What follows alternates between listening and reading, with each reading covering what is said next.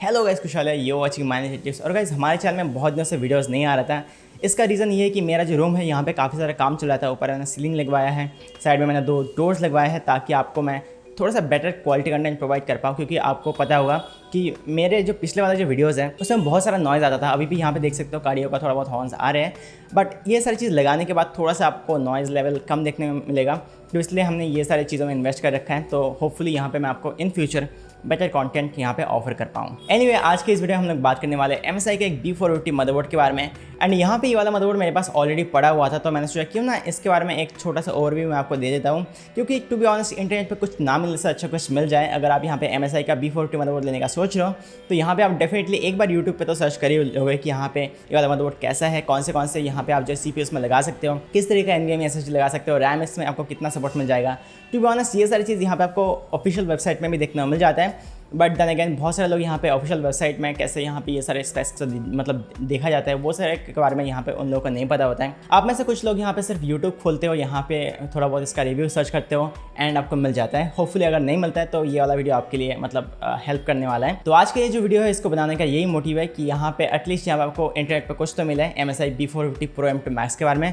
And हाँ, मेरे पास MSI का B450 Pro M2 Max motherboard है एंड इसके बारे में मैं आपको थोड़ा बहुत इस वीडियो में ओवरव्यू देने वाला हूँ एंड इसका एक अनबॉक्सिंग देने वाला हूँ कि बॉक्स में आपको क्या क्या चीज़ें मिल जाता है। तो होपफुली आपको ये वाला वीडियो पसंद आएगा। एंड इन दी एंड अगर आपको ये वाला वीडियो पसंद आता है तो मेक श्योर कि आप इस वीडियो को लाइक कर दें। साथ ही साथ अगर आप ये वाला वीडियो में नए हो, अगर आप ये वाला चैनल में नए हो तो मेक श्योर कि आप हमारे चैनल को सब्सक्राइब कर दें। क्योंकि हम लोग इस तरीके का ऑसम इन्फॉर्मेटिव कंटेंट्स हमेशा इस चैनल में लाते रहते हैं। एंड अभी ज़्यादा टाइम वेस्ट नहीं करते हैं, let's check this motherboard out.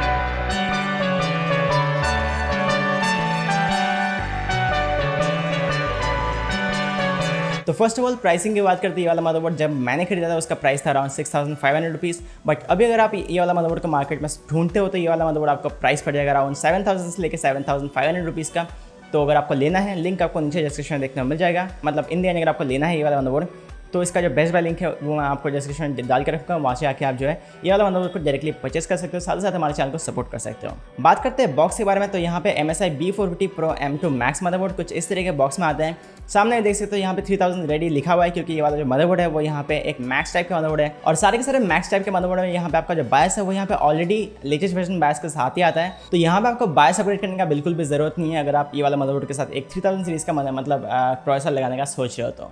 बाकी यहाँ पे बॉक्स के साइड में देख सकते हो यहाँ पे B450 लिखा हुआ है और जो बॉक्स के पीछे की तरफ है वो वहाँ पे आपको थोड़ा बहुत टेक्निकल स्पेसिफिकेशन देखने को मिल जाता है। और बाकी बॉक्स में ज़्यादा कुछ फैंसी तो है नहीं, तो फटाफट से चलो अभी इस बॉक्स को ओपन कर लेते हैं और देखते हैं कि बॉक्स में आपको क्या क्या मिल जाता है। बॉक्स को ओपन करते ही सबसे पहले यहाँ पे आपको आपका मदरबोर्ड कुछ इस तरह का पैकेट में देखने को मिल जाता है। और इसके बारे में हम लोग वीडियो में आगे चल के बात करने वाले हैं, तो फिलहाल के लिए इसको साइड में रखते हैं। उसके बाद यहाँ पर आपको मिल जाता है 2 SATA केबल, एक तो I टाइप का SATA केबल है और एक L टाइप का SATA केबल है। और ये दोनों जो केबल है वो यहाँ पे 6 Gbps का केबल है, तो यहाँ पे इसको भी हम लोग साइड में रखते हैं।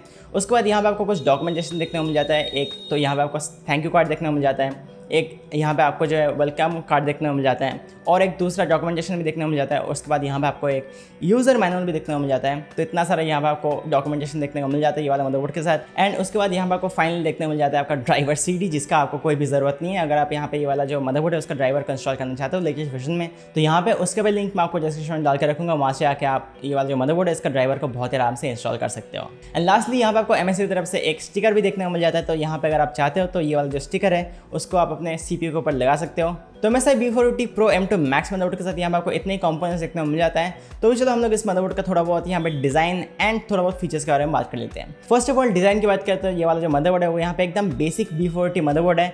एंड ये जो है एक B450 M मदरबोर्ड है, तो इसलिए ये वाला जो मदरबोर्ड का साइज़ है वो यहाँ पे छोटा है। तो नो मैटर आपके पास एक मिनी कैबिनेट है या फिर आपके पास एक फुल साइज ATX केस है या फिर आपके पास एक फुल टावर केस है, ये वाला जो मदरबोर्ड है लिटरली किसी भी केस के साथ यहाँ पे आप ये वाला मदरबोर्ड को लगा सकते हो विदाउट एनी इश्यूज। बट यहाँ पे अगर यहाँ पे एक M साइज का मदरबोर्ड ले रहे हो तो मैं आपको रेकमेंड करूँगा कि आप जो एक M साइज का केस के साथ ही जाए, क्योंकि अगर आप मिनी साइज का मदरबोर्ड को यहाँ पे आप जो है फुल साइज केसेस में लगाते हो तो आप जब उसमें केबल मैनेजमेंट करोगे तो वो देखने में बहुत ही एकदम थोड़ा सा ऑड टाइप का लगेगा। बट अगर आपका जो बजट है वो यहाँ पे काफ़ी एकदम कम बजट है तो यहाँ पे आप जो है वो भी कर सकते हो विदाउट एनी इश्यूज, उसमें कोई इश्यूज़ नहीं है।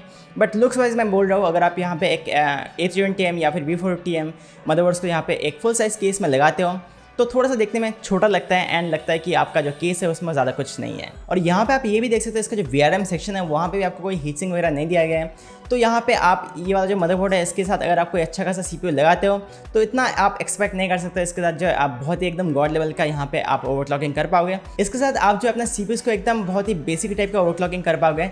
बट अगर आपको हायर क्लॉक यहाँ पे टच करना है, अगर आपको हायर क्लॉक स्पीड टच करना है, अगर आपको यहाँ पे हायर मतलब मेगाहर्ट्ज टच करना है, तो यहाँ पे मेक श्योर कि आप जो है एक टॉमाहॉक मैक्स एटलीस्ट ले लें, या फिर आप जो है कोई यहाँ पे प्रो कार्बन AC वाला मदरबोर्ड ले लें। उसमें आपका जो मतलब ओवरक्लॉकिंग है वो यहाँ पे बहुत ही बेटर रहेगा आपका बेसिक B450 मदरबोर्ड से। अब CPU सपोर्ट की बात करते हैं तो जितना यहाँ पे कंपनी क्लेम करता है कि ये वाला जो मदरबोर्ड है इसमें आप जो है Ryzen 9 तक का CPUs लगा सकते हो। बट अगर आपका PC में स्टेबिलिटी चाहिए, क्योंकि Ryzen 9 ये वाला मदरबोर्ड के साथ बहुत ही एकदम अनस्टेबल रहेगा, आपका जो मतलब थर्मल्स है वो यहाँ पे काफ़ी हाई जाएगा। तो यहाँ पे अगर आपको स्टेबिलिटी चाहिए तो यहाँ पे आप जो है ये वाला मदरबोर्ड के साथ एक मैक्स टू मैक्स Ryzen 7 3700 को यहाँ पे पेयर कर सकते हो। बट अगर आपको उसको ओवरक्लॉक करना है तो यहाँ पे आप जो Ryzen 7 3700X को ये वाला मदरबोर्ड में उतना अच्छा ओवरक्लॉक नहीं कर पाओगे जितना आप एक ओवरक्लॉक कर पाओगे एक टॉमाहॉक मैक्स के ऊपर या फिर आप एक प्रो कार्बन AC के ऊपर। आप जो Ryzen 7 3700X या फिर Ryzen 5 3500 वाला जो CPU है उसको आप ये वाला जो मदरबोर्ड है उसमें आप जो है मैक्स टू मैक्स पेयर कर सकते हो।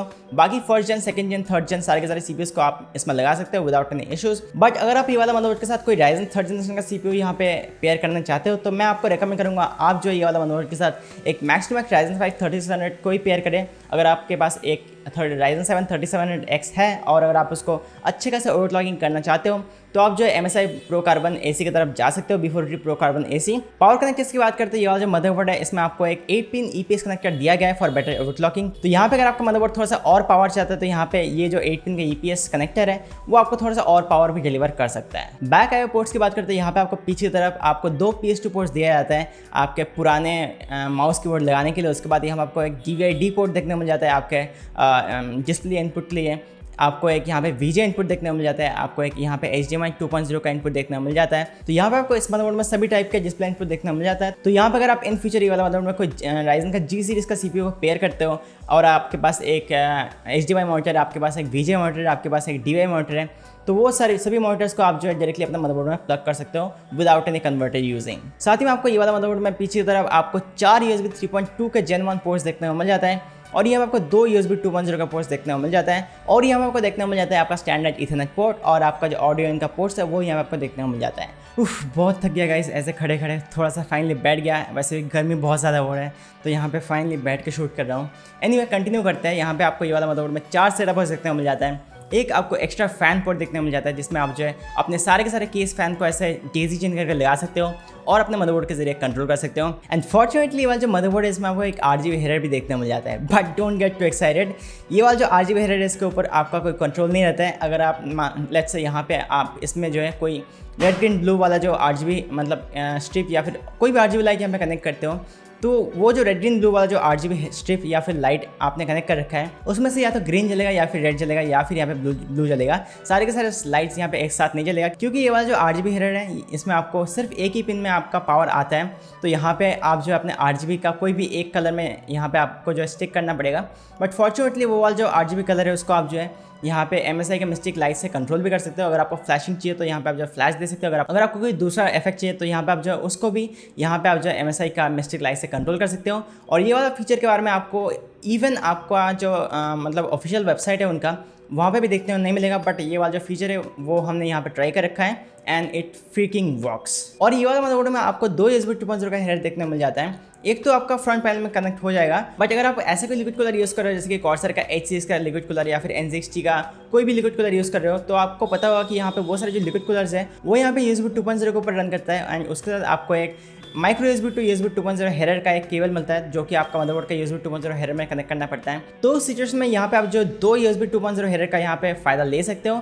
तो वो फीचर भी यहाँ पे आपको ये वाला मदरबोर्ड में देखने को मिल जाता है। साथ ही साथ ये वाला मदरबोर्ड में आपको एक USB 3.2 का Gen 1 पोर्ट देखने को मिल जाता है जिसके जरिए आप अपना जो फ्रंट का जो USB 3.0 पोर्ट है उसको आप यूटिलाइज कर सकते हो। एक और चीज़ मैं आपको इस मदरबोर्ड का बताना भूल गया था जो कि इसका रैम सपोर्ट। आप जो ये वाला मदरबोर्ड में एक मैक्स टू मैक्स 64 GB का रैम किट लगा सकते हो। बोले तो 32x32 64 GB का रैम किट लगा सकते हो।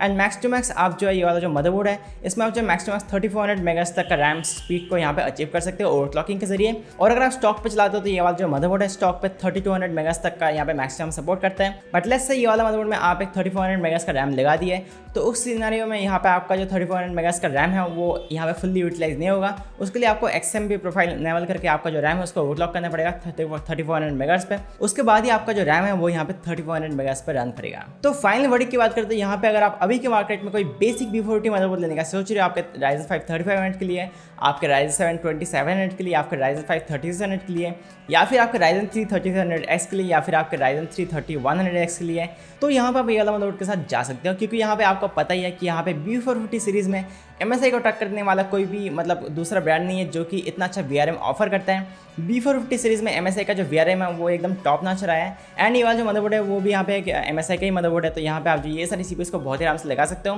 बट अगर आप यहाँ पे Ryzen 7 3700X लगाने का सोच रहे हो तो मैं आपको रेकमेंड करूँगा कि आप ना लगाएं। वैसे तो आप लगा सकते हो, स्टॉक फ्रीक्वेंसी पर बहुत ही आराम से चला सकते हो। बट एक बात सोचो कि यहाँ पर अगर आप एक इतना महंगा एक CPU ले रहे हो तो यहाँ पे एटलीस्ट आपको एक MSI Tomahawk Max मदरबोर्ड लेनी ही चाहिए, या फिर आप थोड़ा सा और स्पेंड कर सकते हो। तो यहाँ पे मैं आपको डेफिनेटली रेकमेंड करूँगा कि आप जो MSI Pro Carbon AC की तरफ जाएँ। वो जो एक बेस्ट मदरबोर्ड है B450 सीरीज़ में, उसमें आप जो Ryzen 7 तक के CPUs को बहुत ही आराम से लगा सकते हो। Ryzen 9 के लिए तो खैर यहाँ पे X570 मदरबोर्ड है ही, बट यहाँ पे ये वाले मदरबोर्ड के साथ आप जो ये सारे CPUs को बहुत ही आराम से लगा सकते हो, जो सारे CPUs मैंने आपको कहा है। एंड आप जो इसमें बहुत ही डिसेंट तरीके का ओवरक्लॉकिंग कर सकते हो। ज़्यादा ओवरक्लॉकिंग का मत सोचना, या फिर ज़्यादा क्लॉक स्पीड टच करने का मत सोचना, क्योंकि ये वाले मदरबोर्ड ऐसे आपको कोई VRM सेक्शन में कोई हीट सिंक वगैरह नहीं दिया गया है। बट हमने ये वाला जो मदरबोर्ड है इसमें हमने Ryzen 7 2700 टेस्ट किया है, बहुत दिनों से अभी टेस्ट कर रहा हूँ। एंड अभी तक यहाँ पे हम लोगों को यहाँ पे इश्यूज़ फेस करने को नहीं मिला है। एंड हमारा जो Ryzen 7 2700X है उसको हमने ओवरक्लॉक कर रखा है अप टू 3.7 GHz तक, क्योंकि हमारे पास उतना अच्छा कूलिंग सिस्टम भी नहीं था। तो यहाँ पे अगर आप एक अच्छा खासा कूलिंग सिस्टम यूज़ करते हो तो मे बी यहाँ पे आप जो और हायर क्लॉक्स को भी यहाँ पे टच कर सकते हो। बट टू बी ऑनेस्ट हमने ये वाला मदरबोर्ड और Ryzen 7 2700X के साथ हमने जो है 3.7 GHz तक टच किया है। जब हमने 3.8 GHz पे यहाँ पे टच करने का मतलब सेट करने का ट्राई किया था तो हमारा CPU जो है क्रैश कर रहा था, तो इसलिए हमने 3.7 GHz पे ही रखा है ताकि हम लोगों को जो एक स्टेबल क्लॉक स्पीड यहाँ पे मेंटेन हो एंड आपको कोई स्क्रैचेस वगैरह देखने को ना मिले। एंड टू बी ऑनेस्ट अगर आप कोई झंझट नहीं चाहते हो, आप जो है स्ट्रेट फॉरवर्ड हो, बहुत ही ज़्यादा स्ट्रेट फॉरवर्ड हो, आपको मदरबोर्ड खरीदना है, प्रोसेसर खरीदना है, खरीद के डायरेक्टली लगा देना है, कोई बाय सेपरेट का यहाँ पे झमेला नहीं लेना है, तो यहाँ पे जो है आप MSI B450 Pro M2 Max के साथ जा सकते हो। इसमें आपको एक HDMI पोर्ट भी देखने को मिल जाता है। साथ ही साथ ये वाला जो मदरबोर्ड है मैक्स सीरीज़ का मदरबोर्ड है, तो यहाँ पे आपका बायस अपडेट के साथ आता है। तो आप जो है एक Ryzen 3rd जनरेशन का CPU को डायरेक्टली इसमें प्लग कर सकते हो, उसमें आपको कोई बायस अपडेट करने का ज़रूरत नहीं पड़ेगा। So that was pretty much it guys. Hopefully आपको ये वाला वीडियो हेल्पफुल लगा होगा एंड आपको इन्फॉर्मेटिव लगा होगा। एंड इन अगर आपको ये वाला वीडियो पसंद है तो मेक श्योर कि आप इस वीडियो को लाइक करना, साथ साथ चैनल को सब्सक्राइब करना, क्योंकि हम लोग इस तरीके का awesome content, awesome informative content हमेशा इस चैनल में लेके आते रहते हैं PC रिलेटेड। तो अगर आपको PC रिलेटेड कंटेंट में इंटरेस्ट है तो मेक श्योर कि आप हमारे चैनल को अभी का भी सब्सक्राइब कर दें। साथ साथ ये वाला वीडियो तो आपको थोड़ा सा भी मतलब अच्छा लगा होगा, आपको थोड़ा बहुत हेल्प मिला होगा, तो मेक श्योर कि आप इस वीडियो को लाइक कर दें, साथ साथ चैनल को तो सब्सक्राइब कर ही देना। एंड मैं आपसे एक और ऐसे इंटरेस्टिंग वीडियो के साथ मिलता हूँ, तब तक के लिए यार बाय बाय।